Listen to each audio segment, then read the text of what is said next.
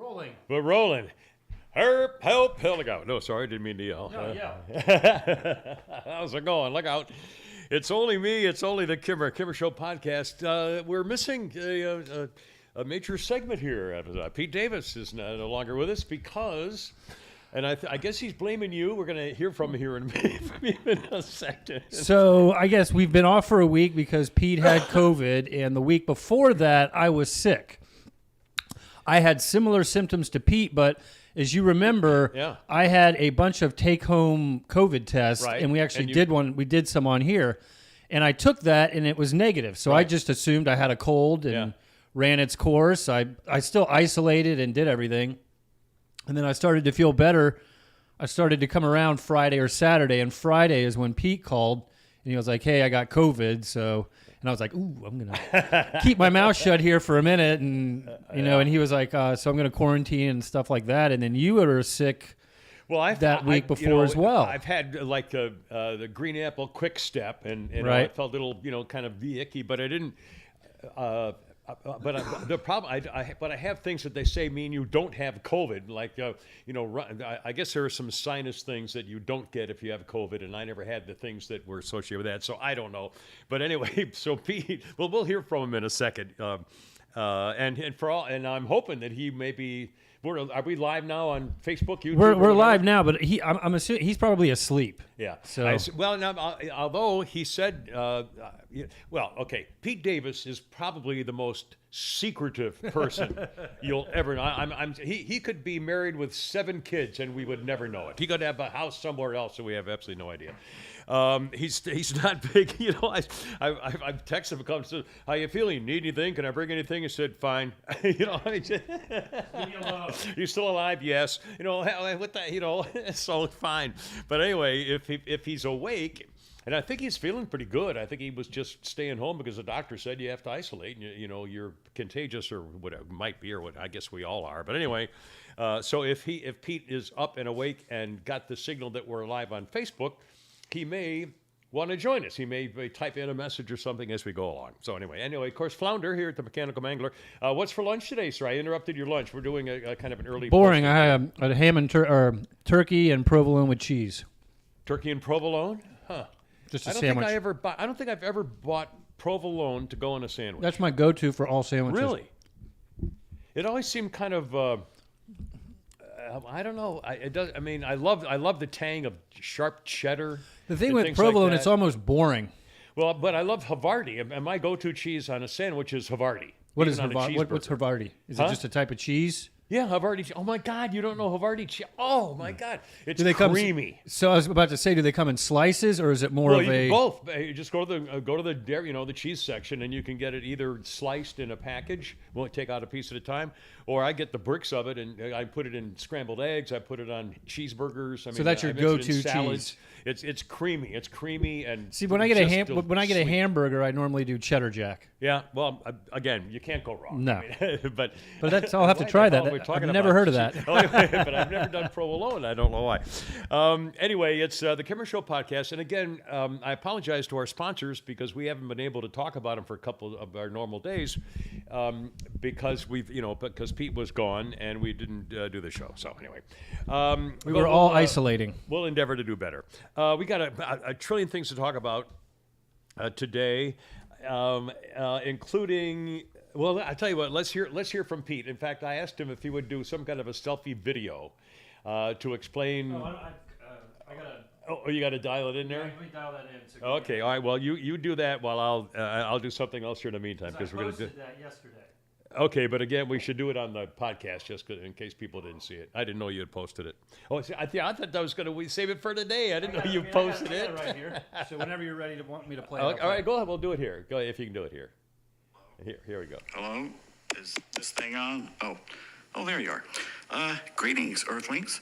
This is Pete, and yes, I am alive. Although this is my last will and testament, I've been asked to read to you on, by the way, I'm covering up my nose and my mouth because I don't want to give anybody anything. Unlike maybe my coworkers who are laughingly saying maybe they gave it to me, or some medical personnel I know who laughed and said maybe they gave it to me. I've known 3 different people have told me this week, I think it was me who gave it to you. Oh, well, thanks for telling me you had it in the first place before you shook my hand and said hello. Anyway, we'll get more in this on Monday. Appreciate all the thoughts and prayers and the chocolate chip cookies that you failed to send and all that. I really do appreciate it, and that you really cared. And looking forward to being back with you on Monday with the gory details. By the way, there weren't much gory details. In fact, I've pretty been able to do anything I want for the last few days, except the doctor says I shouldn't be around other people. Why? Because I'm an actually caring human being, unlike certain people I know who knew they had it and still went to work. Anyway, we will not mention names. Everybody, I appreciate it and enjoy the show today. I know it's going to suck with me not being there, but at least pamper him and tell him it's nice. And see you guys on Monday, and have a great weekend, and hotty toddy. By the way, I'll bet you he got it because he went drinking for the Queen over the weekend. Oh, that's right. He went to get fish and chips. He went to get fish and chips. I He forgot went about drinking that. for the Queen, and I believe at whatever the British bar he went to, I think he ran into somebody who admitted later that he was in contact with some COVID. He had Chinese virus people. Anyway, whatever. We'll He's find out fine. Monday. He's going to be fine, and everything will be cool, and everything's good. Now, I forgot to mention, I'm wearing this hat for a reason. Okay, I won't dwell on this, but for the record, my father was the greatest man I've ever known in every single way. Smartest, bravest, sweetest, kindest, toughest, the greatest leader. And he's just an incredible man. He retired he ran the Polaris and Poseidon missile programs for the Navy. When he retired, it lasted about a year, and they begged him to come back, and so he did, and spent several more. He was Jack Welch's mentor, by the way. He trained Jack Welch how to be a leader. Anyway, when he retired the final time, they gave him a white Stetson because his motto is "the good guy always wins." And as I sit here this morning, and I was on 106.3 this morning on the Friday call-in. By the way, it was good. It was a good one. Anyway, I am so. I'm going to try to stay calm, a lot more calm than I was on the radio this morning. I am so offended and angry at how my country's leadership has now claimed I am the enemy of America, that I am the danger to America, that they have made me their enemy, that I am a threat to democracy. All the talk, we'll talk about all this talk that's going on here. And I'm telling you right now, my father's motto was "the good guy always wins." When all is said, at the end of everything, and when the bottom line is, when you're at the pearly gates, the good guy always wins. If you have that as a motto and you try to do the good thing and the right thing, you're probably going to be fine. And so I'm wearing this white hat because I am not the enemy of my country. You're the enemy of my country. In fact, you're my enemy. And for a president of the United States to scream and yell every single day about how Donald Trump supporters are the biggest danger to America is not only offensive, those are fighting words, and I'm ready. I've had it. I'm not going to take this. I'm wearing my white hat today just to show you we're the good guys. We're sick of this. We're done with this. I'm not taking this. I'm so angry and offended by what's going. I mean, have you ever heard of anything like this in your life? Never. I mean, and I'm old enough to remember, the Vietnam and Civil War protests. Hippie generation. That's what I was going to ask is, from as long as you've been in the media and everything you've covered, have you ever seen anything this is, like as divisive as this? This isn't even close. Now, again, politically, I remember the commercials when Barry Goldwater was running for president, and they had 3, 2, and the bomb going off, a little girl picking daisies. I mean, they did a lot of offensive commercial political things. They claimed that Goldwater would have us all blown up in a nuclear war. But were the parties ever this divisive? No one. This has never happened before. There's never been a political party There's only two. I mean, the Independence Party. But really the doesn't count. thing is, I mean, we can talk about this later, is more and more independents are seeing what is wrong with the left. Right. And Bortz talks about this all the time. Right. They are losing the Hopefully. independent vote. Hopefully.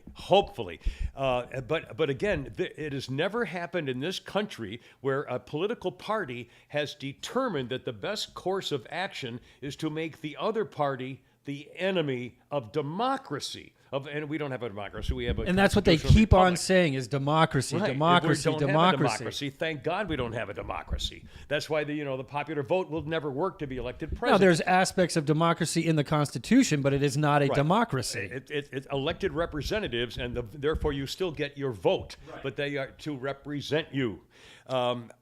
And again, this has never happened. A party has never taken it upon itself to condemn the entire half of the country as enemies of the state. I mean there's no other way to look at it. Anyway, well, that's why I'm wearing the white hat today, and just because it's a symbol. I'm done. I'm armed and I'm ready. And honestly, bring some friends, because if the conclusion is going to be that they want us locked up.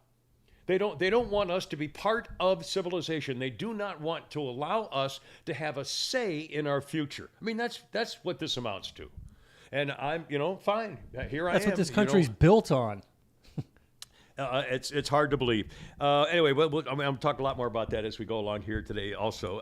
A couple things. I haven't seen any video today of the Queen ceremony, but I guess, would you wait 16 hours in a line to see her coffin? No, but again, we're not a monarchy, so we've never. And it's not an open coffin. I mean, it's just a closed, draped coffin. And there were right? 3 people when you know how Fox does the word on the street and stuff like that. How emotional people are. Oh, I know. Because my dad had said it is a good term for her. She was the world's grandmother. Yeah, I agree with that. I totally believe that. And again, we're not. I wouldn't wait 16 hours in line to watch a president's coffin. Let alone a queen. But again, God bless them. And again, honestly, when I see the pomp and circumstance, I see the horses and the carriages and the costumes and the plumes and I think I kind of like it. I just think it's obviously it's meaningless in terms of whether people are starving to death or dying in wars. It doesn't mean anything. But it is a thing, and it's a symbol and a representation of what civilization or the early beginnings of our entire world used to be. I mean, this goes back, to the Stone Age. They just stop working and go and wait in line. Yeah. And again, bless them, but or more. It could be 20 hours. There's a funny video. King Charles was signing something, and he had the wrong date. But just hearing him talk in the British blasphemy, I put the wrong date. Mommy, come here. I mean, just it's hilarious. And I hope he has a nice reign and everything else, but I don't like the man. I think he's a slime No, bag. did you see he went to sign something and he told the people to clean off the desk. He signs like he's a twit. He's a freaking twit. And again, how royalty would you like to your be whole raised? life. I mean, your whole life. It's how could you not be a twit and be raised in a royal family? I mean, really. I mean, and look what. Well, somebody puts the toothpaste on his toothbrush. Well, do you know that? I don't know whether this is still true modern day, but for generations and hundreds of years, the Queen never had to take care of her bathroom necessities. No, the throne. There was a wiper. There are wipers down below the bathroom commode, and when she's done, they take care of her bottom. Wow. Good and I don't know whether they still do it today, but they did up until I don't know how long ago. But that they had royal wipers. The Queen never had to do anything. That's ridiculous. Yeah. Mm-hmm. Hector's chiming in. A white Stetson. That's an expensive hat. Well, yeah, it was a gift. I didn't buy it. I didn't spend any money on the podcast. It's a very nice. I think Hector's saying it's a very nice hat. I've had this 50 years. Actually, it's a Marlboro. It's a Marlboro man. It's like my dad, the white hat Stetson, to show the thing. Anyway, would he wear that to work? What did he? No, would your dad wear a hat like that to work? No. He was a very humble. In fact, he was. We had I'm one of 5 children, so we had 7 in the family. So we had a big house. We had a big old colonial house with 7 bedrooms and all that kind of stuff. But he would go out. He would mow our lawn. He would go out with a pair of khaki shorts and a T-shirt. And again, he had 10,000 people working for him. And he would go out to the yard, and he would mow the lawn in his khaki shorts and his sneakers and his T-shirt. And he'd mow it this way, and then he'd mow it the other way. He'd mow it twice. He'd mow it, just that way you make the designs in the design grass perfect, and he'd clip all around. And we all did this and stuff like that. And people would stop and ask him how much he charges to do the lawns. And he ran the city. I mean, but he was a very humble. He was a guy, was just an amazing man. Anyway, so the good guy always wins. Let's see. All right, hold on a second. We did the little Pete thing here. We're going to talk a lot about a couple of quick headlines on the Babylon Bee. And apparently, that, by the way, you sent me a very funny video of the Babylon Bee on people getting used to leaving Texas and California, going to Texas. Honey, what are they doing? They're coming. He's got a gun. He's got a gun. They're coming to the front door. Now, can you post that, or where do they find it? Yeah, I'll put that on our Facebook page. It's hysterical. There's a bunch of them going around, and apparently the Babylon Bee guys have now come out with a book, and which is, I think I'm going to get it. I mean, I love these guys. In fact, here's a couple of. We'll talk a lot more about the border business and what's happening in Martha's Vineyard and in Washington outside Vice President Sidepiece's house and everything else. But here's a few, speaking of the Babylon Bee, here's a couple of quick memes. Obama's construct new cages at Martha's Vineyard to hold arriving immigrants. FBI reports fantastic night's sleep after raid on my pillow. And it shows the FBI sleeping on his pillow. Martha's Vineyard resident calls police to report an Hispanic in the neighborhood not operating a leaf blower. And Mike Lindell still holding out against the FBI inside his My Pillow fort, ladies and gentlemen. Can you believe that? We're going to talk a lot about Mike Lindell. I think this is, if you can't prove that the FBI has become a Stasi Nazi organization to help one political party, then you're not awake. One more thing about, and again, I have to admit to you that my daughter Sarah and her husband Dan, and of course my grandkids are the sweetest, nicest, most respectable, wonderful people in the world. They're also extremely liberal, like my entire family, and they have one of those signs on their front door that says "Love lives here. Everybody's welcome. Come on, whatever. There's no such thing as hate, or whatever that sign is. They have one right on their front door." And here's one of the memes going around now because of what's going on at Martha's Vineyard and in Washington D.C. And this one is, I'm going to put on my thing here with the thing there. And this one says, in this house, we believe science is real, Black lives matter, women's rights are human rights, love is love, kindness first, no human is illegal. Unless you come to Martha's Vineyard, then we're going to need you to go back to Texas or Florida. I mean, the hypocrisy of these people is absolutely. All right, so Martha's Vineyard, in the summertime, they go from 20,000 people to almost 100,000 people. Or more. And they can't handle 50 people. I mean, again, just the hypocrisy. But we'll start from the beginning on this. What I can imagine, in fact, I'm going to take my hat off here because it's making my head sweat. I can imagine wouldn't it be great to be in the meeting when they're in Florida where DeSantis and his aides are sitting around and say, all right, how are we going to take care of these hypocrites, show what a bunch of phonies they are? And someone says, hey, Ron, I got an idea. Let's send 50 Venezuelans to Martha's Vineyard outside of Putty Tat's house. I mean, what a great freaking idea. The thing is are Florida taxpayers paying for those flights? I think probably, yeah, absolutely. I mean, it's a government plane. And again, but it's part of his immigration policy. I mean, this is how he's dealing with a crisis in Florida. So, I mean, it's part of Texas has to spend all their money on dealing with the border, and Florida does too, and this is one way of doing it. But again, I mean, it's just, what a great idea. Yeah, and not only that, right before the election. Yeah, and then to have the buses pull up in front of Vice President Sidepiece's house in Washington, D.C. And then yesterday she was walking. She wakes up to the cheers. She was walking from an event, and she was walking by a camera, and she smiled, and she thought she was going to get an easy question, and they asked her what she thought about the busloads of immigrants, and she just walked off. She didn't answer the question. Oh, I mean, it's just it's freaking absolutely hysterical. Anyway, we're going to talk a lot more about that and a lot more about and again, the scandals at the FBI, also the celebration of 9/11. And for the record, again, we haven't been on since the last Friday, which was before the 9/11 memorial, not celebration, but recognition. And I got a lot of reaction about how that. I was the only flag, once again, anywhere near my neighborhood. Was the only guy flying an American flag. I fly it every day, but on 9/11, I was the only guy I saw anywhere in any house and anywhere within miles of my neighborhood that had a flag out. I mean, I couldn't believe it.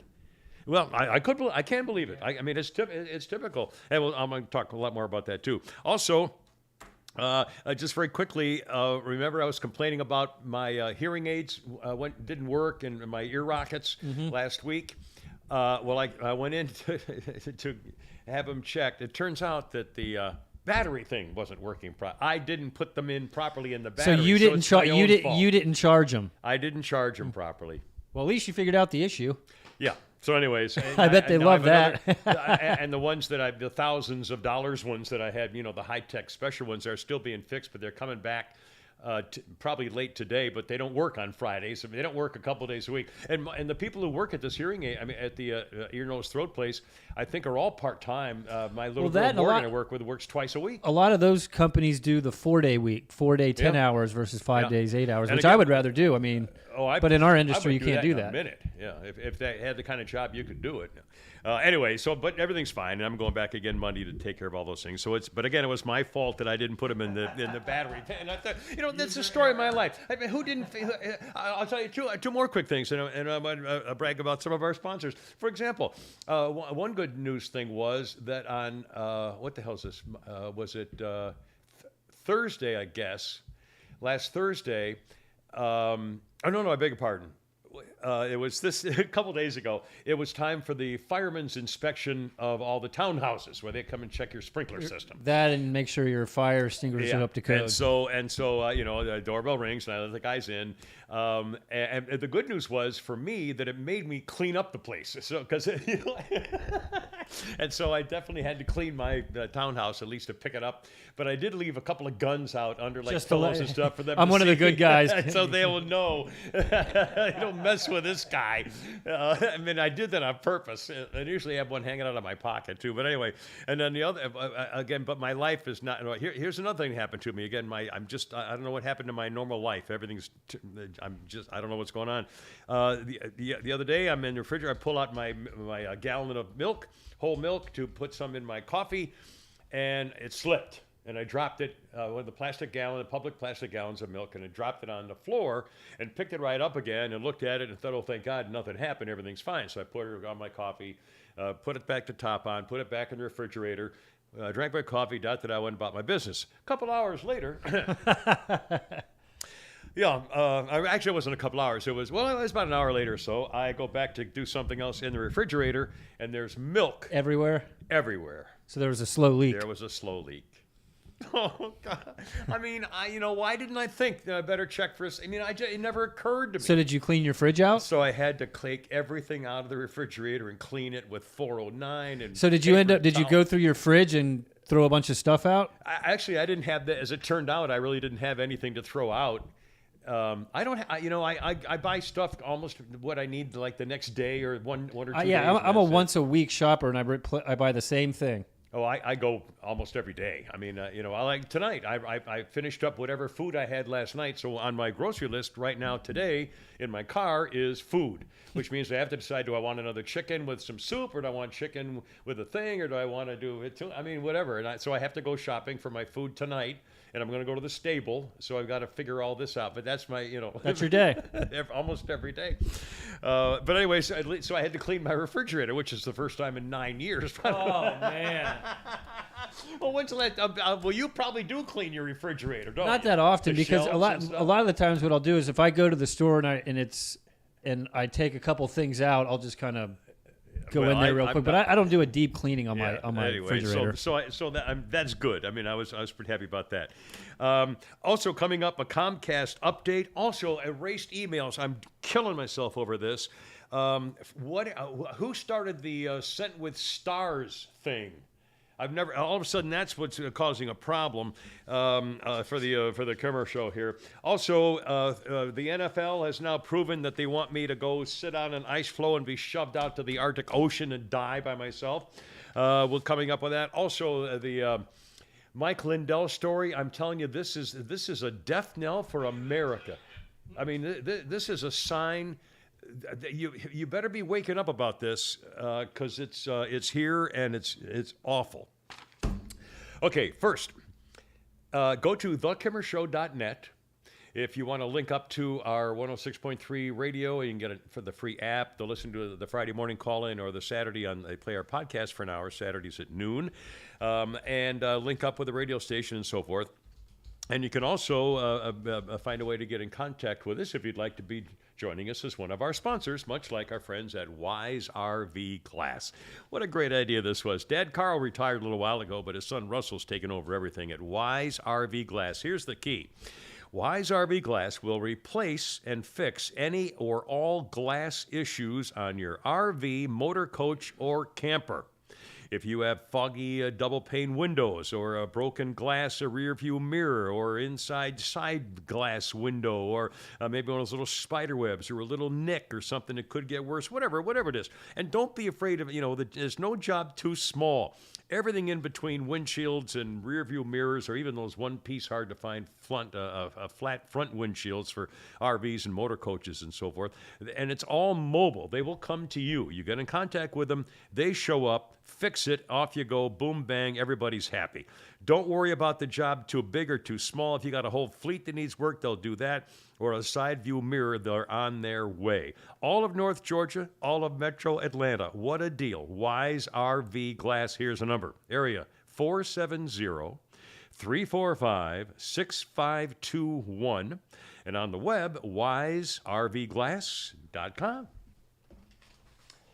And off we go. Okay, let's see. Hold on. We did this. We did. Oh, a quick update on Comcast. I tried to do everything over on my phone and internet and so forth, and I thought I had them agree to a lower contract. And then the girl said, "I'm going to put you." Then she said, "I'm going to send you the thing to sign up for," and she did, and that didn't work. So I went in person. The other day I went in. I said, "Screw it," and I went in person. And my bill was started to become $300 a month. And that's not even all the shows. No Cinemax, no Star. I mean, they took away things, and it was still $300 a month. So I went in the lady, and she said, "Oh, that was the end of the promotional period." Anyway, she got me down to $238, which is still atrocious. But it's high-speed internet and not all the movie channels. But again, to watch TV and have high-speed internet, it's $238 a month. And I'm going to check out that whole Fire Stick thing. I've got to get my stuff organized. Now, the other couple things, and again, I know everybody's gone through this. I told her I have one of the old boxes. I don't have the brand new high-tech box because I don't want to lose all my programming. I've got, I have 75% of my DVR is filled with movies and series and Breaking Bad and Soprano. I mean, stuff I don't want to lose. You're not going to lose it. I don't have the Netflix or the stuff that you guys do. But you'll have that. I don't have it, so I should probably, I know I should do a lot of different things, but at the moment I don't, and so I don't want to lose all the programming. And I said to the ladies, I said, how is it possible that Comcast Xfinity is a communications company that deals in digital communication? I mean, it's all digital. So how is it possible that you didn't design a new box that would plug into the old box and take the programming and save it? I mean, really, how dumb can you be? What's the possible explanation for that? That the company that made them didn't say, people might want to save their stuff from before. Nah, screw them. Have them erase it all. Because everything's streaming now, and yeah. Well, see, there you are. Again, it's my generation. I'm going to talk about the NFL here in a second, related to that too. Here's the other thing. The lady said, "Oh, you probably need a new router." I said, how come the internet goes out every afternoon? If I'm on my phone looking up history or dates or something on Google, it'll say, "Oh, internet, try again later." Every afternoon, sometime between 3 and 5, at some point, the internet just doesn't click in. You have to redo it, it's a nightmare. And she said, Oh well, you need a new router. And I said, okay, well let me ask you this: the little black box thing that my router has 2 cords in it. Okay, one cord is the power cord, the other cord is the cable cord. All right, so there's 2 cords, 2 places to put them in the back of the box. That's it. How simple could that be? So I said to her, okay, if I take a box from you right now, one of the new ones, can I go to my house, unplug the 2 things of the bad box, and to put them back into the new box? She said, no, they can't do that. Well, I said, what do you mean? She said, well, you need to get an app. I said, oh, God, here we go again. You need to get an app. And I said, I don't want to get an app. I said, what do you mean I have to get an app? And he said, oh, yeah, it's real easy. Anybody can do it. You just have to follow the instructions after you download the app and get all the apps. I said, lady, do you have any idea what you're sending me to right now because of this? But again, it's typical. How is it possible that something so simple as 2 simple plugs, you can't just plug them back into the new one? I mean, who thought of these things? Anyway. I know, I'm done. I'll stop. I swear to God. And one more quick thing. I realized that on my Comcast emails, I had emails going back to 2014.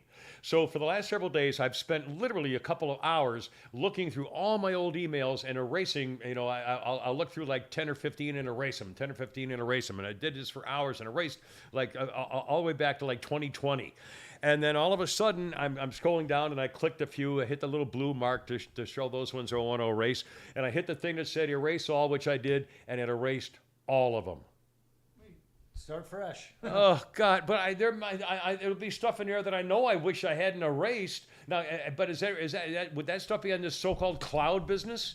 I have no idea. Oh, jeez. See, I hate everything right now. I want the old way of doing it. And one more thing, one last thing, and then I'll get off this whole stupid thing. I'm so sorry.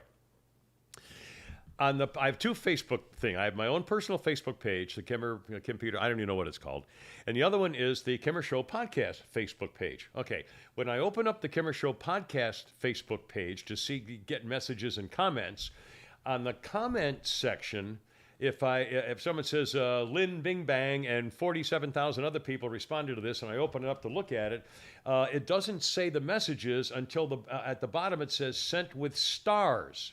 I have no idea. And then I have to click that on in order to open the messages. Where did that come from? And what does that mean, sent with stars? And there's some message to tell people, oh, make sure you send this with stars. No idea. Where did that come from? Does that help us with anything? I've never heard of it. I mean, I'll show you, and it's the damnedest thing you've ever. You don't need to show me. Okay, but again, I don't get it. I don't know who did it, and it makes it a lot more difficult, and I don't know why they would send with stars. I mean, does that count for something? I've never heard of it, so I don't know. Jesus. I'm just... Sorry. I've had it. Freaking dying here. Okay, Thursday Night Football. First of all, the only people who care about Thursday Night Football are football fans who want to watch TV football on Thursday nights because they don't like their wives much. Okay, football players hate Thursday Night Football. Coaches hate teams. Everybody hates Thursday Night Football. It's a gimmick to raise money for TV networks and so forth. And now they've gone too far. This is in keeping with all this high tech. Oh, get an app and try to download and figure this out because you don't know what you're doing on the computer. This goes right along with it. Thursday Night Football. I even have the NFL channel, and I looked that up, and it was a repeat from the game before. Thursday Night Football last night, as we record this podcast, was not available except on Amazon. And what basically the NFL is telling me is that you really don't count anymore, okay? I mean, if you TV people, you think you could just watch TV all the time and get what we want to put out there? No, you're going to have to do what we want you to do, and they want me to change my entire digital setup to include all these new sources or something to watch the NFL. That is supposed to be, I don't know. I mean, they're totally disrespecting an entire generation of people who deserve better. I'm offended by it. I really am. They're telling me, we don't care about you. If you can't figure this out, if you don't like it, ask a teenager how to set it up for you. So it's offensive. It's offensive and demeaning, and I don't like it, and they can kiss my foot.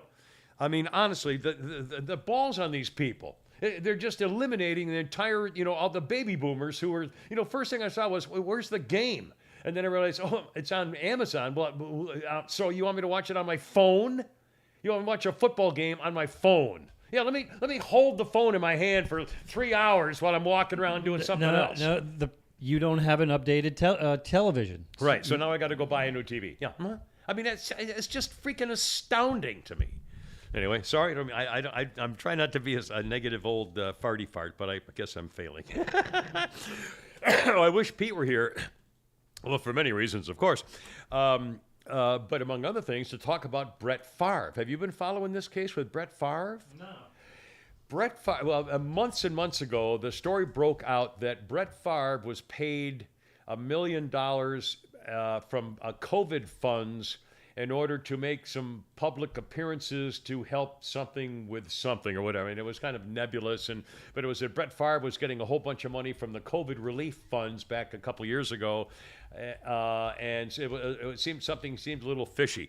Well, apparently, now he denies he did anything illegal or immoral, but what happened was the governor of Mississippi worked with him and the governor's aides to divert millions of dollars in COVID relief fund to go to Brett Favre's daughter's school's volleyball program or something.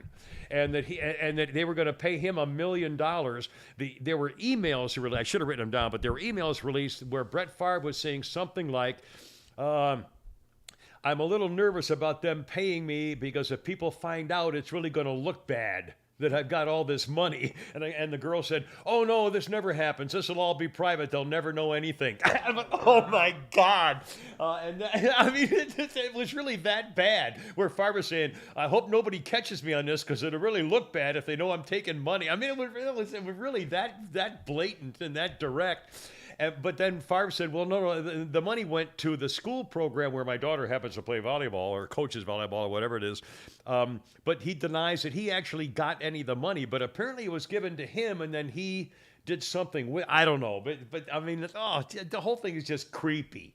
Again, if you write something down on the internet on your phone, it's there forever. Which again brings me back to the point: somebody has the 30,000 emails that Hillary Rodham P. Stinky Fart Cabbage erased. Somewhere, somebody's got them. Anyway, whatever. So I don't know about the Brett Favre thing.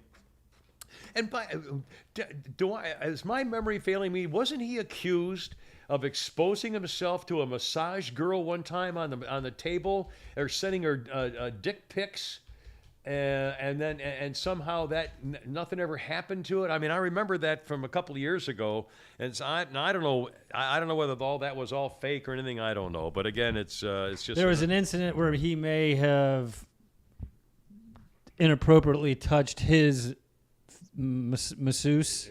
Oh, so he was trying for something a little more. Well, but I think there was a picture involved here at some point. I don't know. Anyway, I don't care. It's too creepy. It was back in 2011. Well, there you go. Okay, now let's. A quick couple of updates on 9/11. I put this on our podcast Facebook page when Mike Luck Hates Americavich, the political leftist, America-hating cartoonist for the Al Jazeera Constitution, on 9/11 came out with a political cartoon that said, showed the bombing of the buildings and so forth, and it said, never forget we were once united. That's not the point of 9/11 Memorial. My God, man. I mean, you slimy freaking scumbags. And it's just... that's the exact opposite of what 9/11 meant when they attacked our country and killed thousands of innocent Americans. Hardly that we were once united. Yeah, you're the people who made sure we were not united anymore by condemning us every freaking stinking day. And then another one. Here's another one that Luck Hated Americavich did the same thing. A 2-panel cartoon. The first panel on the left shows, quote, Ukrainians fighting for their democracy. The panel on the right shows a January 6th, and it says, MAGA Republicans fighting against theirs. I mean, I hate you. I just hate this lying, stinking division stuff. And the fact of the matter is, the people like Luckade Amerikovich and the people at the Al Jazeera Constitution and the leftist Democrats in this party have now weaponized the Department of Justice and particularly the FBI to weaponize politically against the opposite party of the people in charge.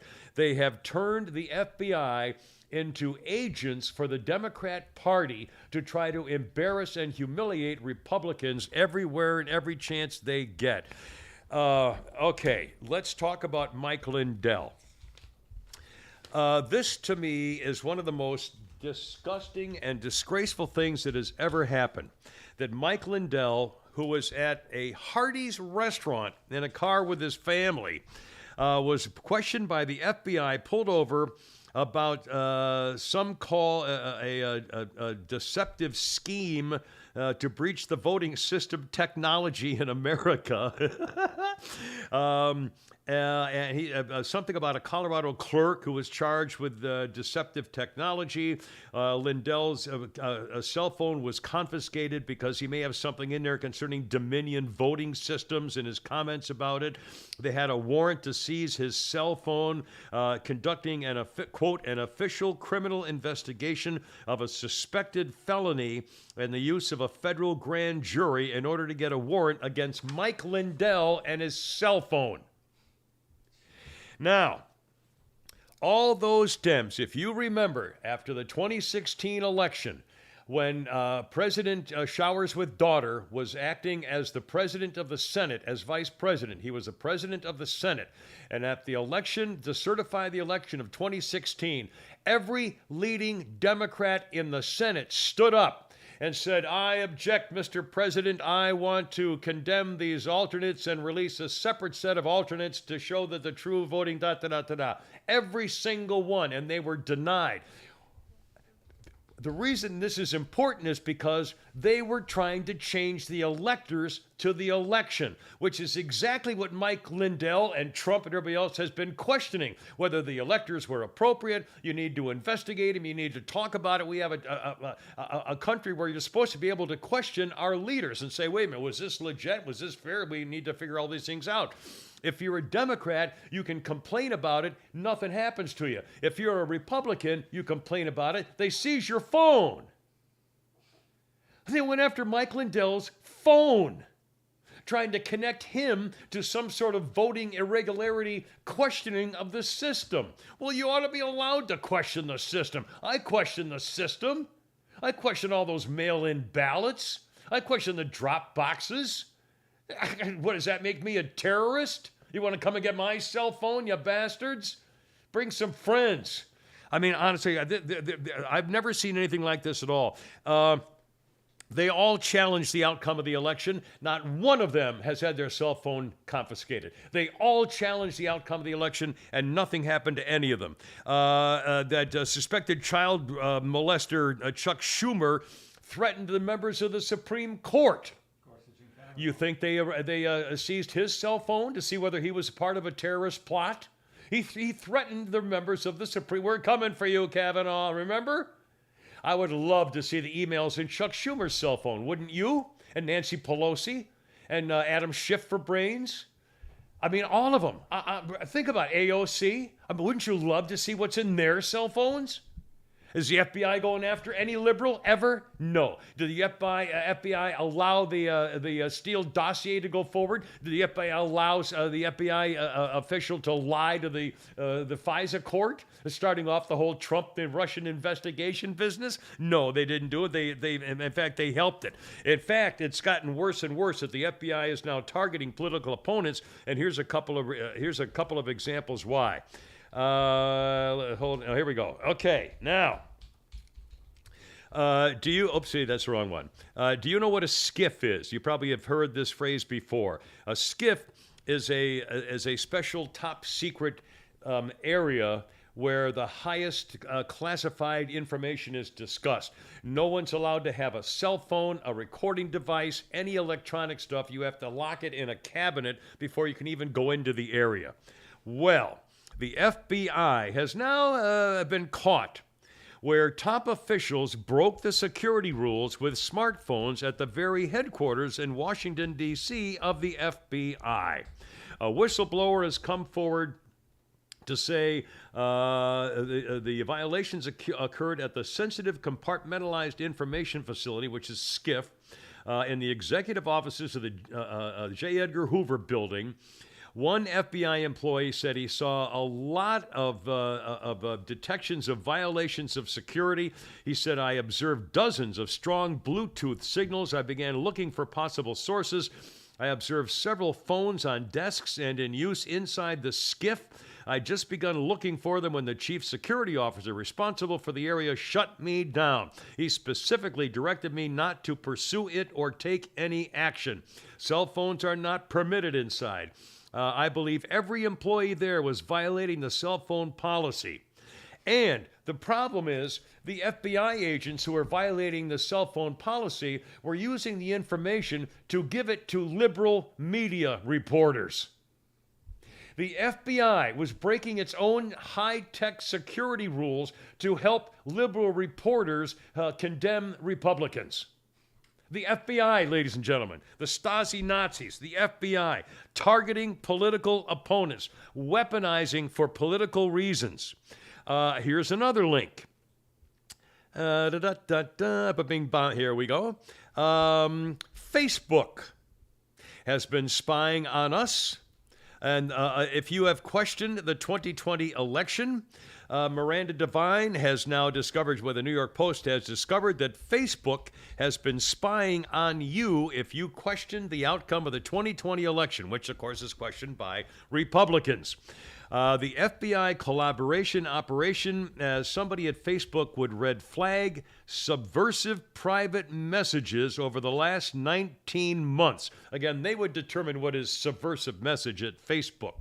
Facebook would red flag these messages of subversion by Republicans, transfer them in redacted form to the Domestic Terrorism Operation Unit at the FBI without a subpoena. It was done outside the legal process and without probable cause.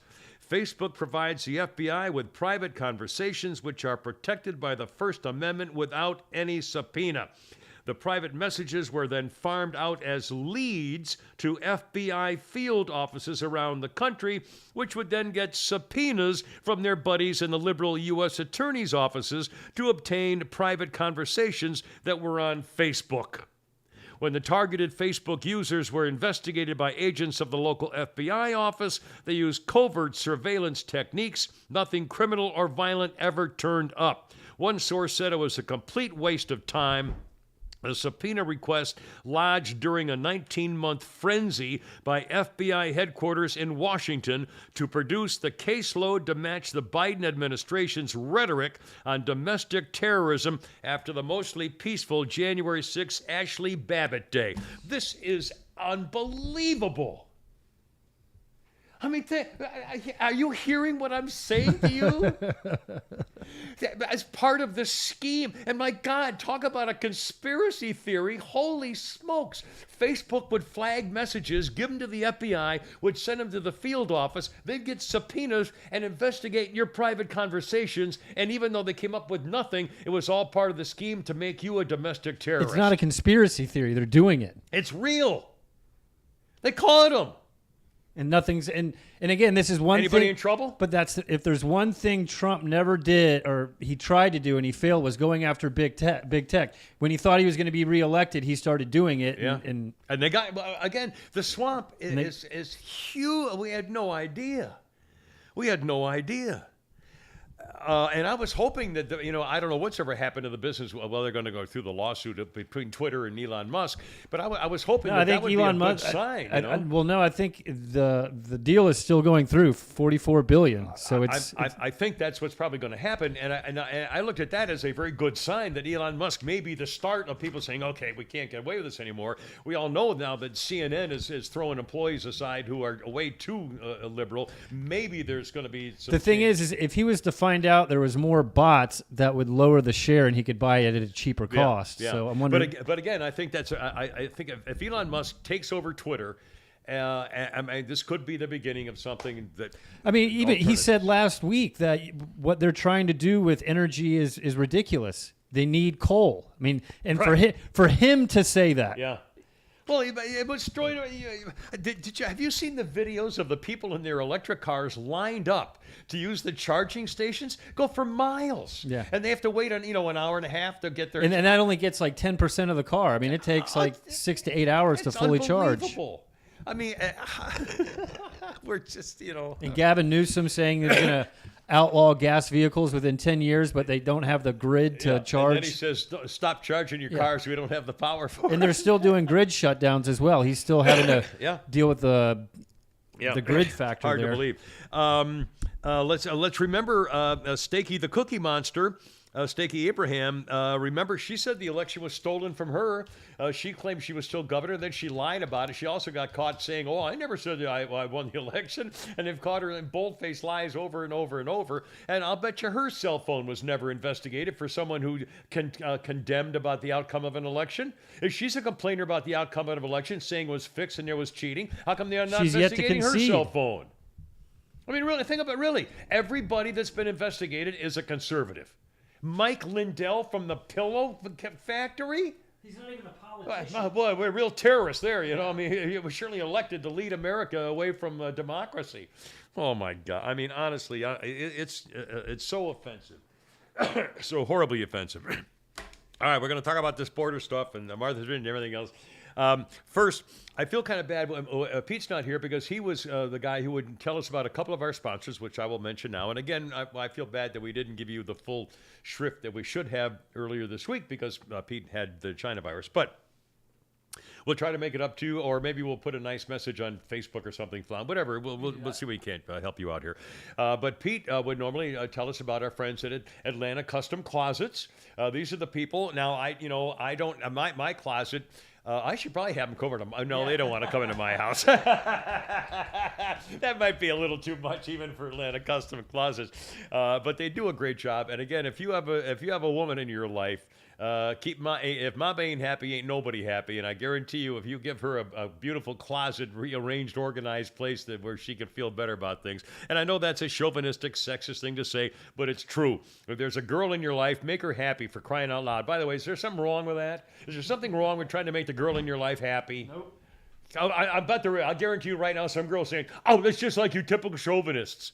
Well, kiss my foot, honey. Anyway, Atlanta Custom Closets. Also, I've got a bunch of things I've got to get. I've got to talk to Eric at farmhouseprintingco.com because I've got some things for the kids and for Dan, Sarah, and her husband, my son-in-law, from our golf outing and some other stuff with it, and Jennifer with the horses. I got a whole bunch of great pictures I want to put on things, and that's farmhouseprintingco.com does a beautiful job of this. In fact, I saw, did you see the picture somebody put on our Facebook page of a Pete Davis, a new mug or something that had something about Pete on it? It's pretty cool. Yeah, any picture you have and you want to put it on something, they'll do it for you. Farmhouseprintingco.com company.com and they'll take care of business for you. Anyway, these are really good people, and I can't tell you how much we appreciate our sponsors, because we are trying to actually make this work. I know it sounds a little silly when you say it out loud. Anyway, okay, now I just think this business of Ron DeSantis flying migrants and Venezuelans to Martha's Vineyard, I mean, I almost wet my pants when the story broke. I thought, oh my God, this is exactly what they should be doing. This is what I've been calling for. Whether you call it dirty tricks or anything else, we need to change the focus of the media so they can't ignore it anymore. And in fact, we're going to get that soundbite of the lady in Martha's Vineyard here floundered in just a second. But again, I mean, I wish I'd been in the meeting when someone said, "Hey, let's send some Venezuelans up to Putty Tat's house." Freaking hysterical. And they just totally freaked out. In fact, here's a lady who was in charge of trying to handle all this, whose first word was, "You don't belong here, get out." Real quick. Yeah. They're removing all 50 migrants from Martha's Vineyard. Well, of course, they don't want them there. 24 hours. They couldn't handle 50 people. Sanctuary city, sanctuary states, sanctuary areas. The other thing is, but not in my backyard. do you remember how racist Trump was when he was trying to build that wall? Yeah. And that's now right. look. That's right. Oh, we don't want him here. Hell, Mayor of Chicago. Lori light in Lightfoot, the brains. Beetle guys. Sent him off to the suburbs. Yeah, and the suburban mayor called her out. Yeah, right. Saying, "Hey, wait a minute now." But and the hypocrisy. How do they think that you had 50 you can't handle? How do you think Texas likes 2 million? 2 million since this year. 2 million, and they're still saying the border's secure. Anyway, here's one of the Democratic losers in the very, very, very, very proper white area of Martha's Vineyard. Yes. Okie dokie.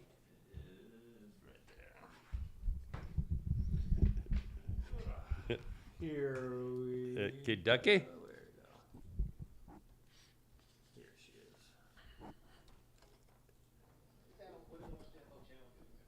Hold on.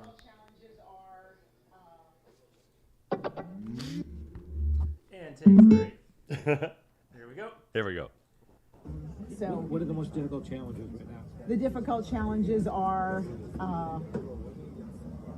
we have, at some point in time, they have to move from here to somewhere else, right? We cannot, we don't have the services to take care of 50 immigrants, and we certainly don't have housing. We're in a housing crisis as we are on this island, and so we can't house everyone here that lives here and works here.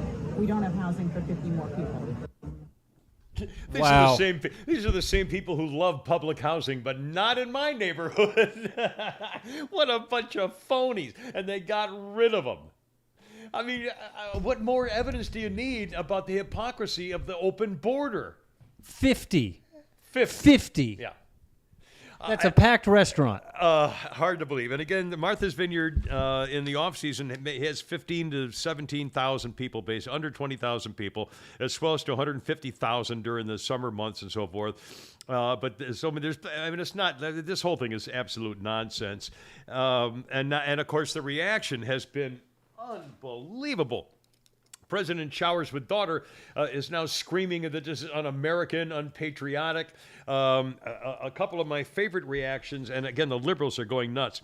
California Governor Blowdry says that Ron DeSantis, and apparently Greg Abbott of Texas, the governor, that they should be arrested for kidnapping. Kidnapping. They voluntarily get on those buses and they know where they're going. They have to sign a document. They took video of them signing their name to say, "I know where I'm going. I want to go here. This is my choice." They give them a choice. You want to go to Washington? You want to go to New York? Which blue city would you like to go to? And they give them a little bag. They give them food. They give them clothes. I mean, make sure they're taken care of. And the border's secure. And it's not secure. It's welcome. Hello, come on in. Here's your stuff. And I mean, and Regine Didine, and I mentioned this morning on the radio. I mean, think about this. This woman, the podium princess puppet, was picked because she checked off 3 boxes in the demographic file: gay, black, female. And remember, her first words out of her mouth when she got to took over for Jen Chewbacca were, "I know I've set a record here by being the first openly gay black female." And I think, oh my God, that's not your job is to brag about the fact that you're not a white male. I mean, it's just of all the gay black women in America, they picked the dumbest one in history. Well, to not be even on that. She's television just straight for the White House. divisive. Anytime she's asked a question, she blames Republicans or Donald Trump. Well, the border's secure, and we're trying to fix the problems left over by the Donald Trump administration. And then I mentioned this one. She said, well, Donald Trump only tried to build a wall. That's all he ever tried to do was build a wall, and he couldn't even get that completed. Oh my God! Because your party tried to stop it. Yeah, I mean, what a disgrace. Dumb. I mean, floundering and stuttering, and can't look up in her book for the answers somebody wrote down for her. I mean, it's. I don't know how she goes to work in the morning. I would be so embarrassed if I had. Oh my God! In fact, I am embarrassed every time I've had to speak in public. I've gone home ashamed, and I know better, so I don't do it anymore because I know, I'm terrible at a lot of things and I don't want to do them. She's terrible at being the spokesman for the White House. She's horrible. She's insulting and embarrassing and humiliating. I mean, I don't know why I can't believe she hasn't quit or tried to be, get a desk job. I mean, it's astounding the humiliation she must be facing. And she doesn't seem to care. Oh, that's the damnedest thing. And the governor of California, Governor Blowdry, says they should be arrested for kidnapping. Another quick reaction here. Hold on one second here. I've got him checking out on Mr. Phone.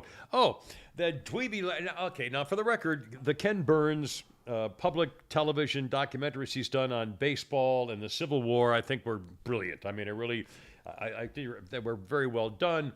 I appreciate them. I always enjoy those kinds of things, and so I salute him for what he's done. However, this dweeby little smarmy little puss bag has now, he sounds more like Chuck Todd every day. What's his name, Ken Burns. Oh, yeah. Ken Burns, who does the documentaries and so public television stuff, has now compared Governor DeSantis of Florida sending Venezuelans to Martha's Vineyard, compared that to the Holocaust straight out of the authoritarian playbook.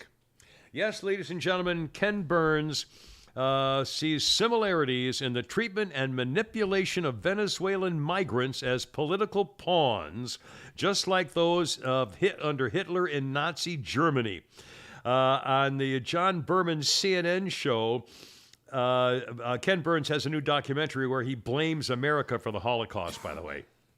I mean, here's the guy. Yeah, does he not understand the sacrifice of the millions of Americans who died and gave everything they had to save the freaking planet in Europe and Japan and the South Seas? And so, I mean, gave up their lives and went around the world. They weren't fighting in Milwaukee. They were fighting all over the world, for God's sakes. And the sacrifices America made and my God, the greatest generation saved the planet. And he's condemning America for basically causing the Holocaust. But then he said he took aim at Governor DeSantis flying the plane loads of the people. He called it a disturbing play of political theater. When Berman said, all your documentaries are about history, you make them think about where we are, We woke up to the news that Governor DeSantis sent the plane loads. I'm not saying this is one for one, not a parallel, but it does address some of the same themes. And so Ken Burns said, well, it's the abstraction of human life. It's basically saying that you can use a human life that is as valuable as yours or mine and to put it in a position of becoming a political pawn in somebody's authoritarian game. This is coming straight out of the authoritarian playbook.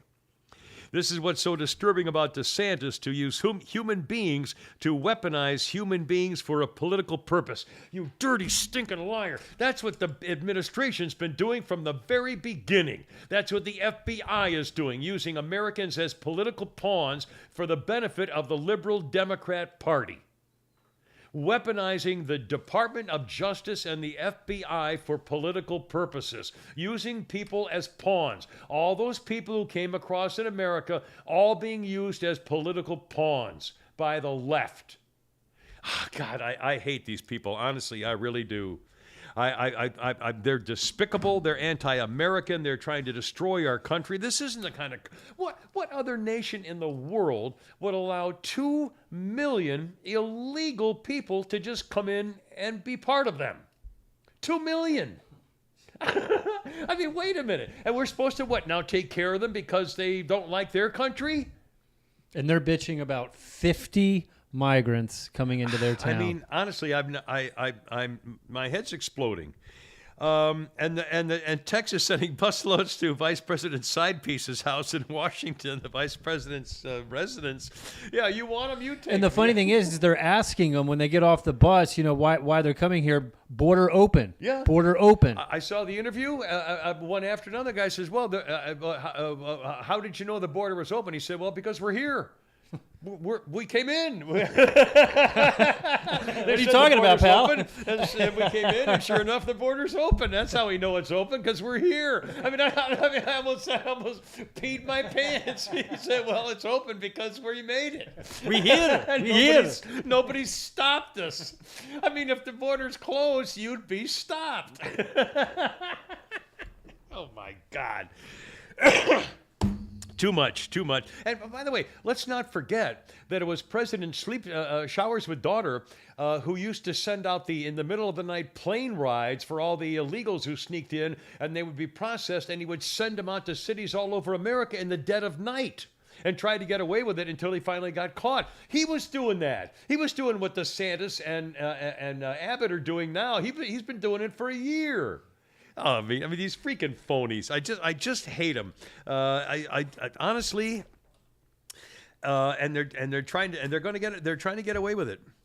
All right, hold everything. Oh, by the way, I don't know whether I should even tell this or not. I'm gonna do a little quick thing here for our friends, but in a second, I actually, and I'm gonna get creamed for this, how things can turn around to the Kimmer.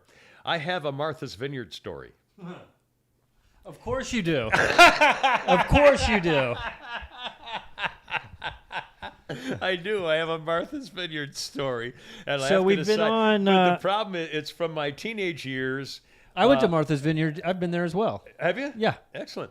Beautiful. And it's an embarrassing and sort of humiliating story that shows the track of my teenage years trying to get a girlfriend. So you decide whether I should tell this story or not.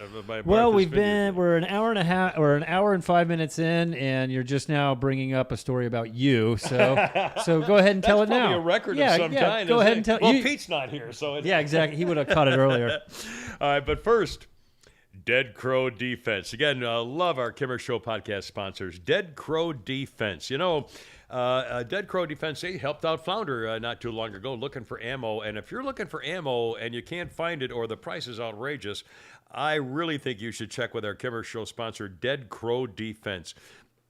It's not a gun store. It's your personal arms dealer and your personal gun dealer.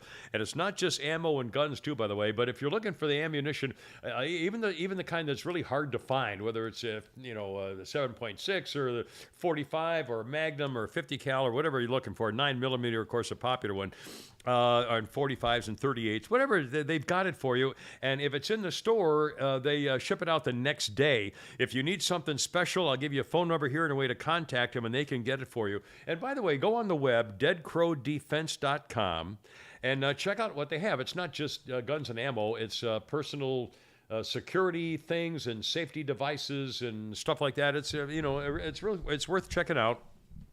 See what they have in stock. They ship the next day. If you're in a pinch, want something special, here's the phone number, Dead Crow Defense. Area 678-576-9117. Or shoot them an email at sales@deadcrowdefense.com. Then your personal arms dealer will reach out to you directly, ask you what you're looking for, what do you need, and they'll get it. Don't forget, online, use the promo code KIMMER, K-I-M-M-E-R, at checkout for 10% off your first several orders at deadcrowdefense.com. Dead Crow Defense is your arms dealer, and we are very, very grateful for their help here on the Yale Kimmer Show podcast. Okay. When I was a teenager, in my first year of college, actually, one of my few friends, I didn't have a lot of friends in my first year of college, or my second year, whatever. I mean, I don't know. I had gone to a prep school, and when I went to college, I was flunking out because I didn't feel like studying, and I was wasting your time. It was horrible. Anyway, I did meet, there's one guy in my dorm, my freshman year, had a rich father, and he was from New York, and they had a place on Martha's Vineyard. And so he invited me and a couple of our buddies to spend a weekend with him at Martha's Vineyard one summer after me or whatever. I said, okay, great. So I did. So I showed up. And we're having, parties, and there's a little drinking beer, and we were 18 or whatever. I was still a virgin. And there was a girl there who we kind of met, and somebody said, I said, she was she was really cute, kind of overweight, just a nice girl. And they said, by the way, she's really sarcastic. So if you can be, really, funny and sarcastic, like that, you're really gonna, might be able to, really make out with her. I'm saying, oh, cool. So I'm hanging around with her, and I'm doing the whole thing, and she was falling for me, and I mean, it really was seeming great until another girl came along who was in trouble. She was beautiful, but she was half drunk, and she'd had a fight with her boyfriend or something, and she was struggling to get around or to do something. She wanted to go home, and nobody was going to help her. And so I said, oh God, I'll do. Because I was always the big brother type. I was never the macho guys that girls always wanted to be with. I was always the protector and the big brother. They always liked me as a friend, and I was just a nice guy. Anyway, well, no, it's true. Girls were never after me as the guy they couldn't wait to be with us. I was always their protector and their friend. And all my friends were women. All my close friends were all girls. Anyway, so I said, I'm Mr. Protector here. So I said, well, I'll walk her back to her house, and we finally walked her back to her house, and I thought for a second that there was going to be something going on there, and she stiffed me and embarrassed me, and I went back to the party, and this other girl was now making out with some other guy. So and it's a story of my life that so I went 0 for 2 when I was, had almost one sure thing. So I went home, still a virgin, everything's fine. Maybe next year. But that was on Martha's Vineyard, and it was beautiful. I mean, we had a great time. It's a beautiful place. And what's the other island by Martha's Vineyard? There's the second. It's Martha's Vineyard and the something. I have a mental block. It's another oasis along with this mentioned with Martha's Vineyard and Nantucket. Nantucket, that's what I'm trying to think of. And I've been there too. And again, they're beautiful, pristine areas. But again, if you have $12 million, Puttydad has a 12-acre estate with a compound. Yeah, 11 bedrooms. Yeah. He could take them all right there. Anyway, that's my Martha's Vineyard story. But it's not quite as bad as having my heart broken by Cindy, but but that's okay. I saw. Did you see the story of Tucker Carlson the other night? And Jesse Waters, by the way, did this first, and I thought this was amazing. He talked about this Calissa Wing. I think the radio boys talked about this morning. I had no idea. We've mentioned before, one of the things I hate most about the movement of the left is that we know they took over Hollywood years ago. The leftists in Hollywood has been going on for a very long time. They clearly have taken over the media. They've taken over advertising. They've taken over magazines, books, television, radio. They've taken over our higher education, our lower education, prep schools, private schools, public schools. The liberals have taken over everywhere. And the last one really that they've tried to take over is now the military. And sure enough, they have now this woman named Calissa Wing, who is a very overweight black woman who is the equity officer at the Department of Defense. For educational equity branch. Officer at the Department of Defense. And the reason I mentioned that she's black and a slob is because she hates white people. She has one historical note after another on her social media posts of complaining about white supremacy, insensitivity to non-white people. She's a racist and a bigot, and she is the equity officer at the Department of Defense. And she's had to erase all of her vicious comments that people caught her on when it came out that she's the equity officer. I didn't know we had such a thing. Again, who ever heard of this? An equity officer That's what we need in the Marines, yeah. In the Pentagon, for God's sakes, where they're more concerned about pronouns. Has no one seen the movie Full Metal Jacket? I mean, the names they call. I mean, come on. Equity officer. Oh, my God. Calissa Wing. Check her out sometime. Just disgraceful. Absolutely disgraceful. Okay. Did you see Tucker? The Pennsylvania race, by the way, voting has now started today, I believe, in Pennsylvania for the Senate race. And it's Dr. Oz, who, by the way, I think he just dyed his hair black. I think he's covered up all his his hair, which I think is kind of silly. A little late now, right before the voting. But anyway, Tucker showed some great video of this guy, Fetterman, who's running against him. He's the guy with a hoodie. Well, we now know the reason he wears the hoodie everywhere is because he's got a goiter the size of a basketball coming out of the back of his neck. It's enormous. It's like, in fact, there are a bunch of memes saying it's another person back there. And Tucker showed him without the hoodie on, and here's some of the background of our friend, who Tucker now calls Fetterlump instead of Fetterman. He's got this huge goiter, which, by the way, reminds me of the Seinfeld episode when Elaine and the guys were going to help the old sick people, get their meals for them and keep them company. And Elaine walks in, and this woman's got a goiter the size of a Chevy coming out of her neck. She can't even look at her. And you see this Fetterlump with this big, huge lump coming out of his neck. And some of the memes have somebody putting a hypodermic needle in, and it's just disgusting. But here's the background on this guy. We know why he had been wearing that hoodie everywhere. This guy, Fetterman, lived with his parents, and on their payroll, they gave him an allowance into his 40s. 40s. He's running for Senate. It was either lieutenant governor or somehow got elected. He was an unpaid mayor of a little teeny town in Pennsylvania. Lived off his parents' payroll. They paid him an allowance into his 40s. He recently had a stroke, and for the record, you're never going to hear me mocking somebody who's been affected by a stroke, because my daughter Jennifer had a stroke about 5 years ago, and she has not recovered fully yet. There's things she cannot do. She can barely type. In fact, sweetie, if you're listening, I love you. God bless you. You're a role model. You're a hero. And she has suffered for that stroke. It's hard for her to type.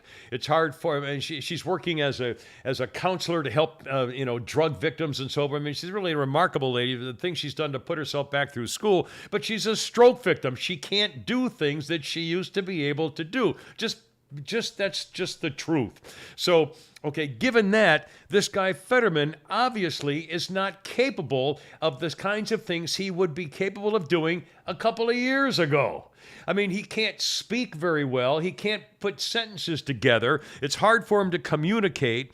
And again, I'm not being disrespectful. I'm just saying there are results of having a stroke is very serious. And again, a stroke is not a heart attack. A heart attack is your heart. A stroke is your brain.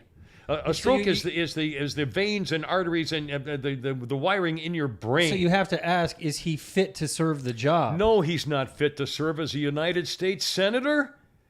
I mean, my God, clearly not. But here's the thing that kills me about this guy. He was, again, taken on his parents were giving him an allowance into his 40s. When he was a mayor of a small town in Pennsylvania, he heard, this is a true story. Tucker dug it up the other night. He heard gunfire. He sees a black guy running.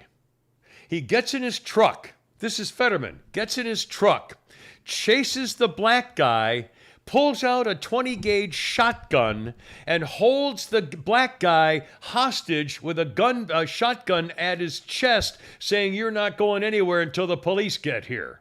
It turns out that the gunfire was fireworks. Here's the thing, though. Do you remember when that happened down in Brunswick?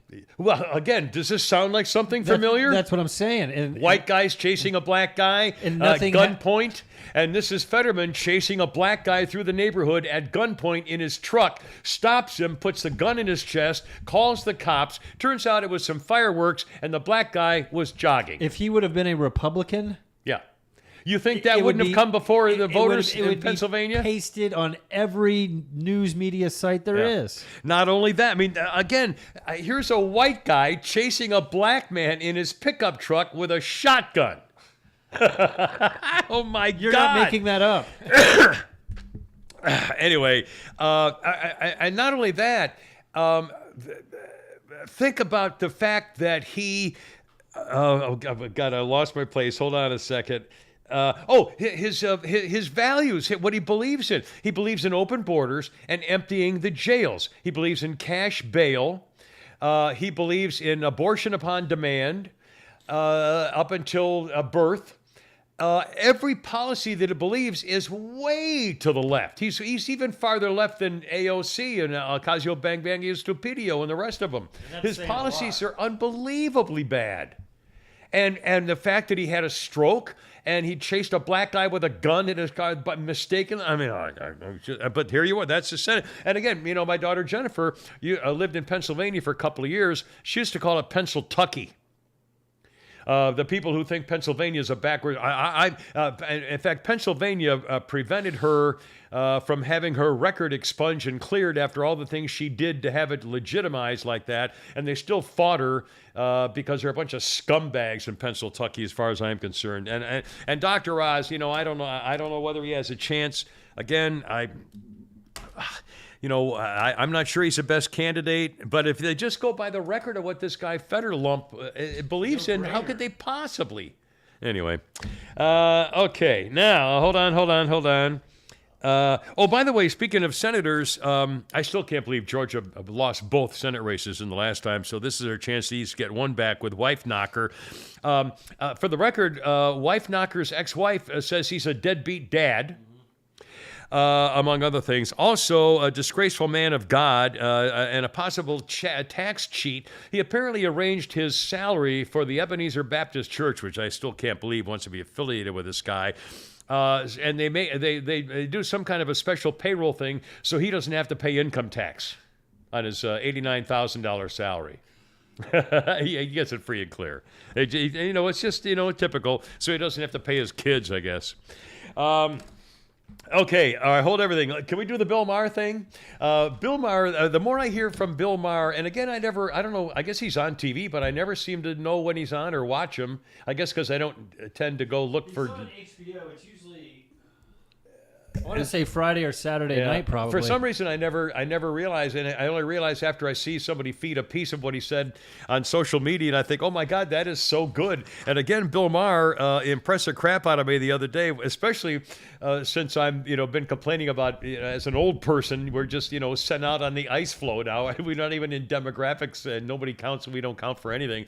But here's Bill Maher making the point about whether an idea is a good one, and not based on whether you're an old person, but based on whether the idea makes any sense. Anyway, here's a little bit of Bill Maher, which I think you will definitely enjoy.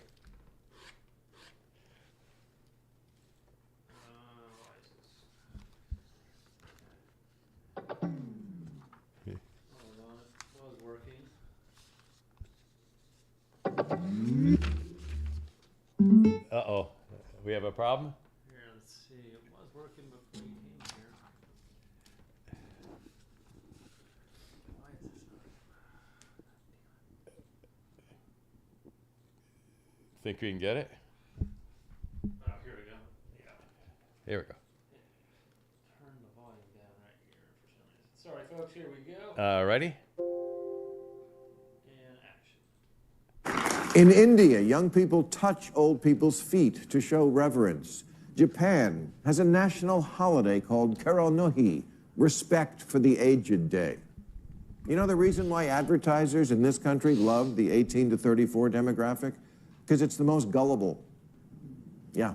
A third of people under 35 say they're in favor of abolishing the police, not defunding, but doing away with a police force altogether, which is less of a policy position and more of a leg tattoo. 36% of millennials think it might be a good idea to try communism. But much of the world did try it. I know millennials think that doesn't count because they weren't alive when it happened. But it did happen.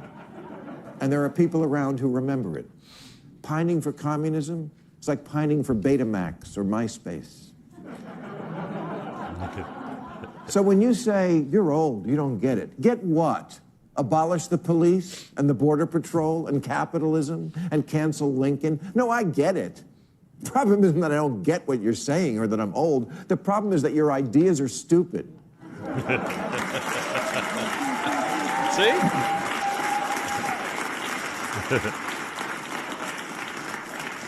If you say, let's eat in the bathroom and shit in the kitchen, yeah, that's a new idea. But I wouldn't call it interior design. You think someone 80 is hopeless because they can't use an iPhone? Maybe the one who's hopeless is the one who can't stop using it. You think I'm out of it because I'm not on Twitch? Well, maybe I get Twitch, but I just think people watching other people play video games is a waste of fucking time.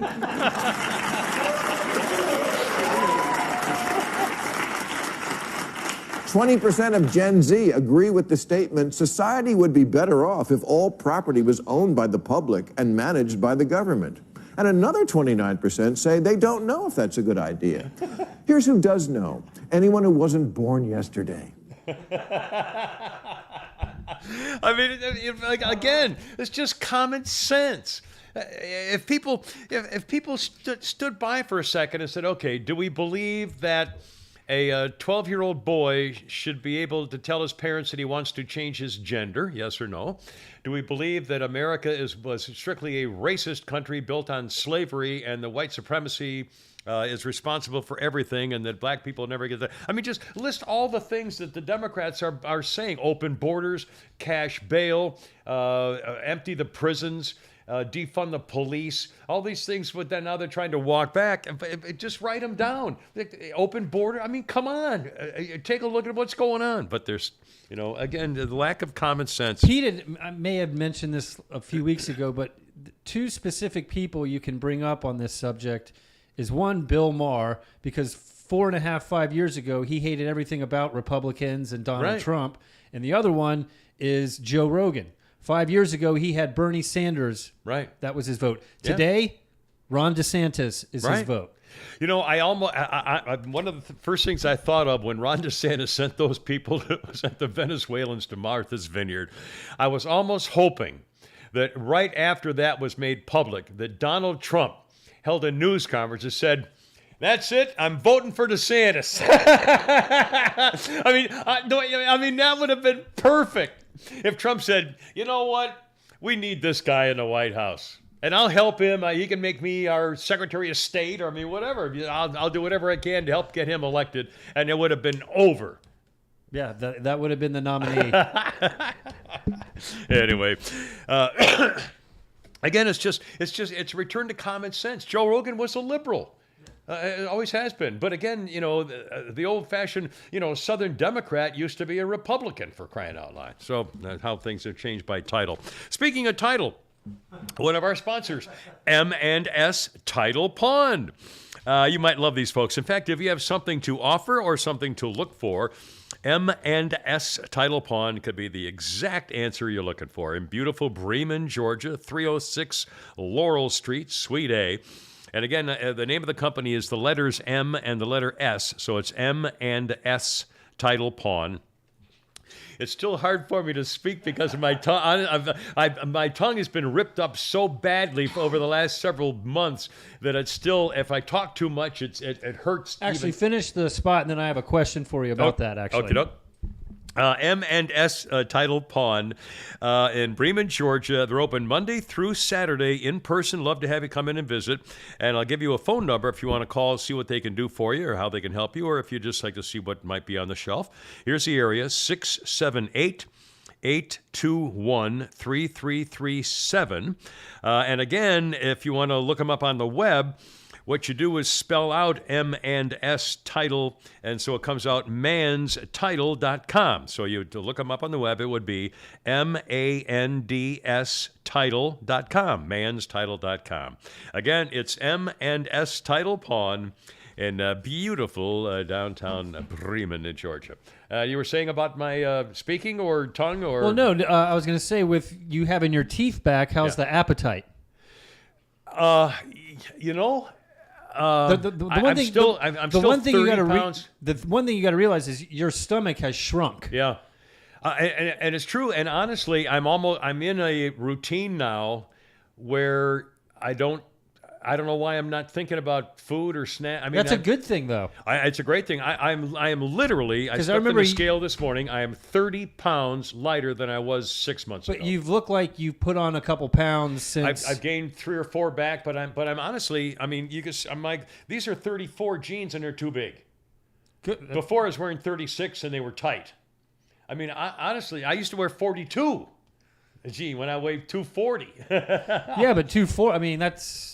But so it's not my appetite. It's or taste buds or anything. I just don't. For some reason, I don't know. Just don't I'm have the just urge. kind of living the way I'm living. I don't know. And you're fine with it. I don't feel this. I mean, I don't have my strength. I look at myself and I go, that's the other thing you should start doing is slowly start. Yeah. I mean, now that you're feeling better, is right. lift the. I've got to put some muscle back on. But again, it's a process. But again, I think this may be the new me for a while. I mean, I don't think I'll gain back 30 pounds all of a sudden. I'm sure you'll gain another 5 to 10 probably. I'm sure I will. Just a general principle, especially coming into the winter. I always gain 10 pounds in a winter. In general principle. So. The winter coat. Winter coat. A couple things as we continue on the Kimmer Show podcast. And again, we have not heard from Pete. I guess he's probably sleeping in a coma. Actually, for him, he's been on vacation all week. Yeah, that's right. And I mean, again, he said he felt pretty good. He just wasn't allowed to do anything. So yeah, poor baby. I'll bet he's got that Amazon set up over there. The Emmy ratings were the lowest ever. The ceremony was down from the millions of people who watched in 2021, hit a new low. The lowest one before was 7.4 million. Now it's down to a little over 5 million. And the new low in viewership. Good, you deserve exactly that. And a note in show business, Irene Pappas has died. The Greek actress, very famous for her roles in Guns of Navarone and Zorba the Greek. And Irene Pappas was 93. Black eyes, black hair, and fiery. And Guns of Navarone, if you've seen that movie in 61 and the Zorba the Greek in 64. You ever dated a Greek chick? Oh, Greek chicks are sweet, man. Never dated. I've went on one date. You hired one once. Huh? My girlfriend who died on me was Greek. She's Greek. Yeah. And Greek, of course, anyway, I just Good cooks. What's that? Good cooks. Yeah. Greek food is heavy. Greek food is always, it's just lamb meat. I'm not. Well, I love lamb. If I could eat lamb. I could eat roast leg of lamb every night. I mean, I love if it's cooked. I don't like rare lamb, but anyway. Greek chicks, okay. Anyway, here's a rather disturbing bit of news. Visa has now said it will start separately categorizing sales at gun shops. If you buy a gun with a Visa, they're going to track the surges of gun sales, which could be a prelude to a mass shooting. Yes, ladies and gentlemen. American Visa, Express is doing the same thing, I think. American Express, Amex, MasterCard unfairly flag an industry when most sales do not lead to mass shootings, but they're going to flag anyway. So my suggestion is to pay cash. Yeah, sure. Just get the money and pay it cash. Bing, bang, pow. Let's see. Speaking of guns, I noticed the other day there was a new list of toys out to be among the finalists for the Toy Hall of Fame. I saw that. Bright Light was one of them. Yep. Tic-tac-toe. When I saw the list of the Toy Hall of Fame, let me ask you, did you have a favorite childhood toy? As you're thinking back? I'm trying to think. Did you ever do any Legos? Did you ever do Tinker Toys? Yeah, or did Tinker set? Toys.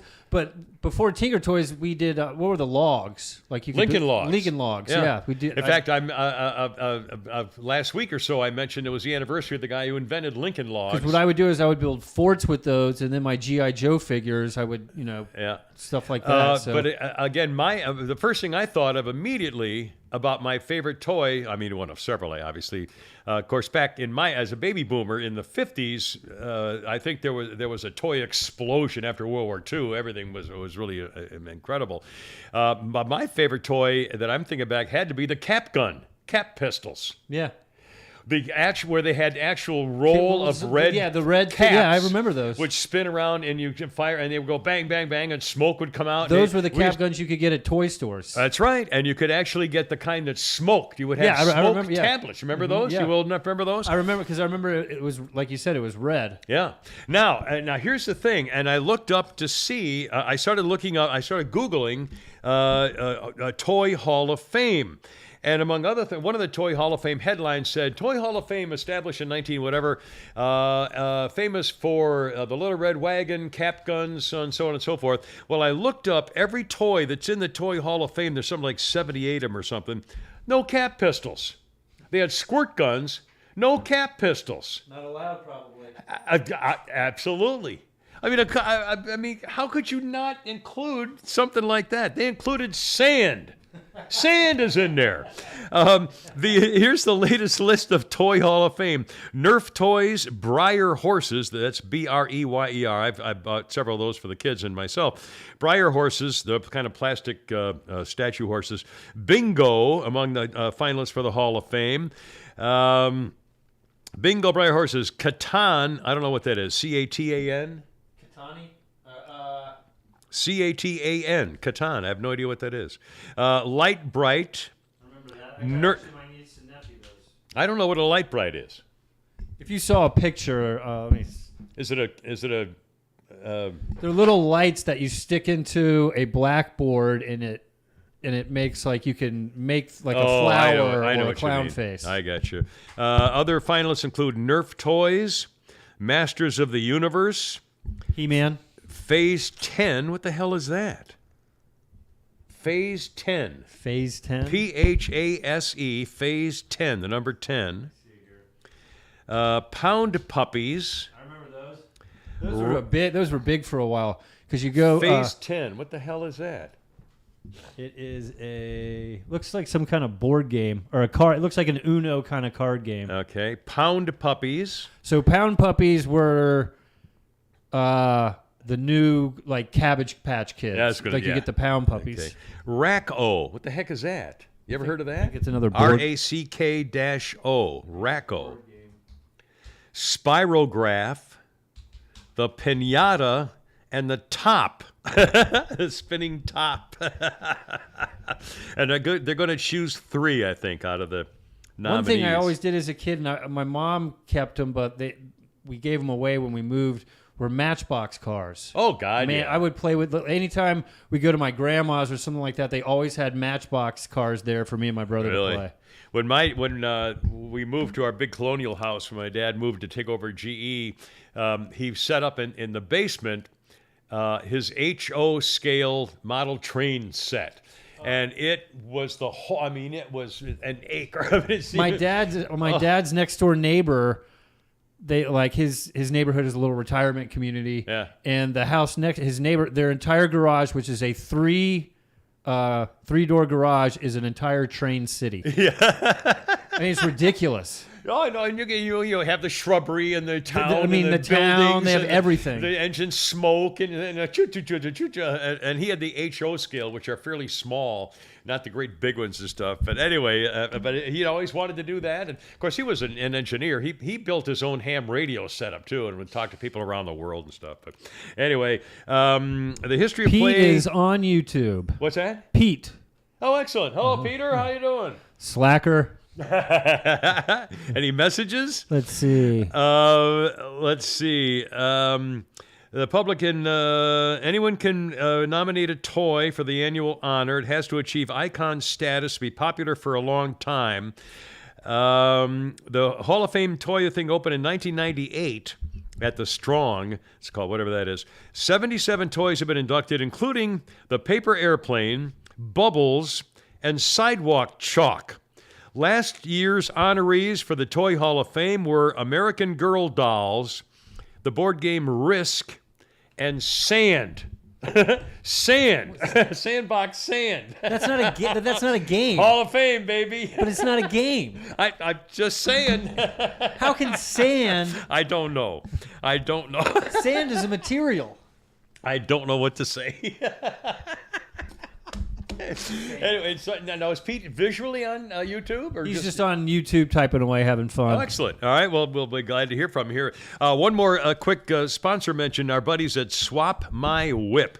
Now, if you're a car guy or girl and you're driving along and you see a car you've always wanted and think, oh, man, I'd love to trade this baby in for one of those. Well, maybe you can right now. Go to one of the Kimmer Show sponsors, swapmywhip.com, whip being a colloquial phrase for a ride. And if you're looking for something you've always wanted, you go to like-minded car owners and you don't have to deal with a dealership or use car salesmen or middlemen. You go on to swapmywhip.com, check it out. And it's not just cars, boats, jet skis, off-road vehicles, ATVs, stuff like that. SwapMyWhip.com, and you find somebody who's doing the exactly same thing you're thinking about. Make your own deal, figure it out yourself, and if you use the coupon code Kimmer, Kimmer, it's 180 days of free premium listings on SwapMyWhip.com. What a great idea, SwapMyWhip.com. How about a little Friday, Let It Rip Friday, anything goes humor? And I don't know why they call it this, but somebody sent this the other day. Oops, today, no, I can't find it. Here we go. And it's called Episcopal Humor. And it was sent by a woman named Elizabeth in Pennsylvania, I think. And I don't know why they call it Episcopal Humor, but it's in a fairly amusing story, which I will share with you now. Jennifer's wedding day was fast approaching.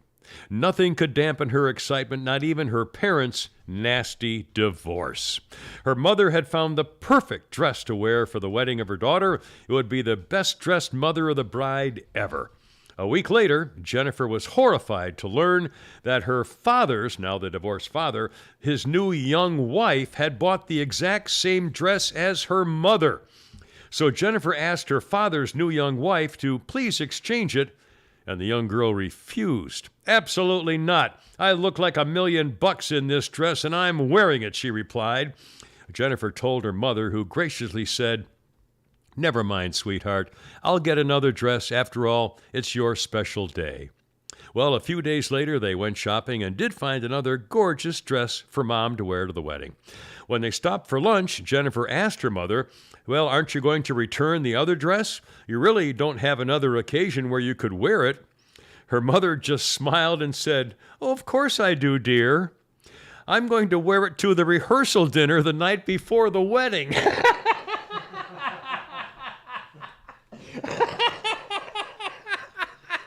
That's so there. How funny would that be?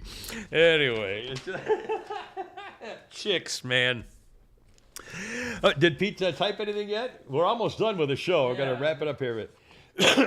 Macy's alive. Okay.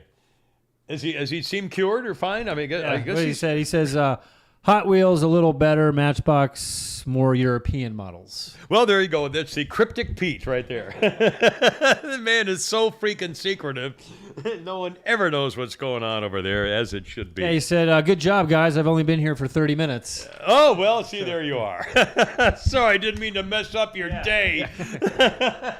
So nice to drop in. Yeah. Let's see. Our birthday list today includes Ed Begley Jr., 73 years old. I met his father, Ed Begley, in Vietnam. The old time actor Ed Begley from years past, and he was doing one of the appearance things in Troops in Vietnam, and I actually met him there and talked to him for a minute. He was a nice man. Mickey Rourke is 70 today. He was a strange actor. I've always liked his stuff, but he's kind of creepy. Just a weirdo. Yeah, it's very weird. David Copperfield, the magician, is 66. Jennifer Tilly is 64. Meg Tilly's the one I had the hots for, and Meg Tilly was in The Big Chill. She's 62. When she did that little stretching routine in that leotard, oh, God. Anyway, Richard Marx, the singer, 59 today. Molly Shannon.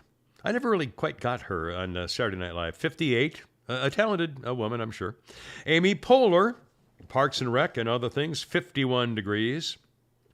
Nick Jonas dated Kate Hudson. Nick Jonas is 30 today. Have you ever seen the original West Side Story movie? No, I've never with seen it. Natalie Wood. I've never seen the original. Oh man, Natalie. Well, of course, she couldn't act worth a crap, but she was so beautiful. The original star of the original West Side Story is a guy named George Chakiris. He's 90 today. He was the original greaser from the West Side Story. Oral Hershiser. Sorry, my tongue got me there. That's kind of a tongue twister when you mess it up like that. Sorry about that. 64. Robin Yount, Hall of Famer, 67, baseball player. And the Hall of Famer Tim Raines, 63. Today, among other things. Let's see, a couple of historical notes. On this day in 1963, the Beatles, God darn it. It's from talking too much, and it starts to affect my jaw thing. God darn it. It still hurts from all the damage I've done to it when I talk too much. 1963, the Beatles released She Loves You, Yeah, Yeah, Yeah. It hit number 1. And became a part of music history when the Beatles had all top 5 songs on the chart at the same time. First time ever. In the year 1810, after 300 years of rule by the Spanish, Mexico declared its independence from Spain, and this is 16 de September Tenno. Drink up, Shriners. As opposed to Cinco de Mayo, this would be September de Tenno. 1940. President FDR signs the first peacetime draft in history, requiring men aged 21 to 30 to register with their draft boards. Later it became 18 to 45. What do you think would happen if there was a mandatory draft registration today? They would flee. I mean, think about it. Here's the thing, but not to, why would I want to do that? My government doesn't like me. I'll tell you, there's an awful lot of people who, especially of my age and generation, are probably thinking a whole different set of things now about our modern military and whether you want to commit to what they're trying to pull. Diversity, pronouns, pedicures. Did you see last week they rolled back very quietly the vaccine mandates against Navy people and military? Yeah. And so now what are they supposed to do now? See, that's the thing. Why would anyone want to? Why would you trust that? So why in the hell would you want to sign up or silly let alone be drafted? The chairman of the Joint Chiefs of Staff is a freaking disgrace.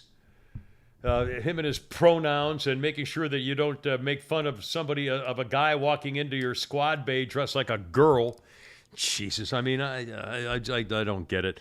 And by the way, that was 1940, the peacetime draft. On the same day in 1974, President Gerald Ford announced amnesty for all draft dodgers and Vietnam War deserters. In Canada alone, there were 90,000 Americans trying to get out of serving in the military. 90,000. In 1620, the Mayflower set sail from Plymouth, England, for the colonies with 102 passengers on board. She arrived in Plymouth, Mass. the day after Christmas, 3 months and 10 days later. Can you imagine being on a wooden boat for 3 months? Wait a minute. I can't. Is that right? That's unbelievable. Anyway, they did make one stop before that, but still it was weeks and weeks and weeks on the ocean in a wooden boat, trying to suck down tangerines that were still left so he didn't get scurvy or something. Oh man. Sleeping with rats And again, the book called The Mayflower that Pete gave me, Nathaniel something or other, is one of the greatest books I've ever read, and I recommend it to everybody. It's not a history book; it's a really Is it an great easy read or is it? Yeah, it's a very easy read, and the thing is, it's interesting. I mean, I remember thinking it was a great read called The Mayflower or Mayflower, Nathaniel something or other. Maybe that was his last name. I keep forgetting. Pete, if he's still listening, he'll type it in there. That was 1620. The Mayflower set sail from Plymouth, England, to Plymouth, Mass. And then 10 years later, exactly 1630, the same day, the city of Shawmut changed its name to Boston. 1924. Nathaniel Philbrick. I'm sorry? Is it Nathaniel Philbrick? Nathaniel Philbrick. Pete, The book just is type called that in. Mayflower. Thank you, Pete. And again, I can't recommend it enough. It's just I couldn't stop reading it. It was really interesting. Pete, if you have that book, bring it here on Monday if you don't mind. There you are. You'd like it, I guarantee you. And again, you learn little things like there must have been 500 different Indian tribes within 300 miles of the east coast of America. I mean, it's just an amazing. We had no idea what life was really like then, and the King's War. I mean, all that stuff. It was really pretty cool. Anyway, onward and onward. 1924, from the sports page, Pete, a guy named Jim Bottomley knocked in 12 runs in one single baseball game, a major league record. Jim Bottomley played for the Cardinals, the Reds, and the St. Louis Browns. And one more historical note here, Flounder. I was going to ask you to play this song, and I forgot totally. In 1979, here's, by the way, Flounder, as you know, I look up a bunch of history and birthday things, and Flounder sends me one of his, and his guy is a hoot. Flounder's guy wrote this, quote, in 1979, rap music exploded onto the music scene. Quote, rap, the New York City ghetto music in which the performers chant rhymed and rhythmical verses over pre-recorded instrumental dance tracks, made it onto vinyl with the release of the Sugar Hill Gang's Rapper's Delight. Sylvia Robinson, formerly of Mickey and Sylvia, I remember Mickey and Sylvia. Formerly of Mickey and Sylvia, she formed Sugar Hill Records to produce rap records, despite industry warnings to her that rap had no commercial appeal. Rapper's Delight was recorded over the instrumental break from Chick's Good Times, or Chic, maybe, Good Times. The single became a disco smash, selling 2 million copies in America. The sources, according to some honky in the 70s, unquote, Flounder's guy. You want to play a little Rapper's Delight? Can you dial up 10 seconds of it? Let's see if we get Rapper's Delight from 1979. It was the beginning of rap music. I think Blondie did Rapture before that, and I think that might have been. Well, now I accept that as true. However, this guy says that it was. Hold on, Oh, you got an ad here? I'm going through an ad on. Anyway. Yep. Let me mute this so the listeners don't have to hear the stupid ads. Well, anyway. Sorry, you're going to make you edit all this crap. Oh, they're dying with anticipation now. Here we go. There we go.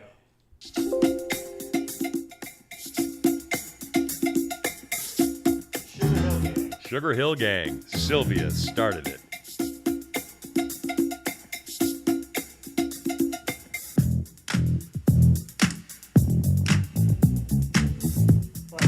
At some point, they actually start rapping, I think so. Doctor of the mix, and these reasons I'll tell you why. You see, I'm 6'1" and I'm tons of fun, and I dress to a T. You see, I got more clothes than Muhammad Ali, and I dress so viciously. I got bodyguards. You got to give credit to. I mean, it's a form of entertainment, and it's musical, but I don't call it music. And I've never really. Although, yeah, but I mean, I think there's some rap that does have good, and I guess you'll call them samples because they're Yeah. always samples. Yeah. But there's other just vicious rap that Yeah. just sounds horrible. Where there's, I mean, and the same with some heavy metal music where it just sounds like noise. Yeah, screaming. Yeah. Anyway, rap music on this day in 1979. Okay, how we doing? We all any final thoughts? Good stuff. I Not think bad. we Not did a- an actual show. Not a bad show without Pete. Don't get any ideas, Pete. Yeah, we'll see you Monday. Yeah, Monday. Anyway, have a great weekend. God bless America. Thank you all so much. Hoorah, I gotta go. You're killing me. And hope everybody's feeling better. And we won't even bother freezing.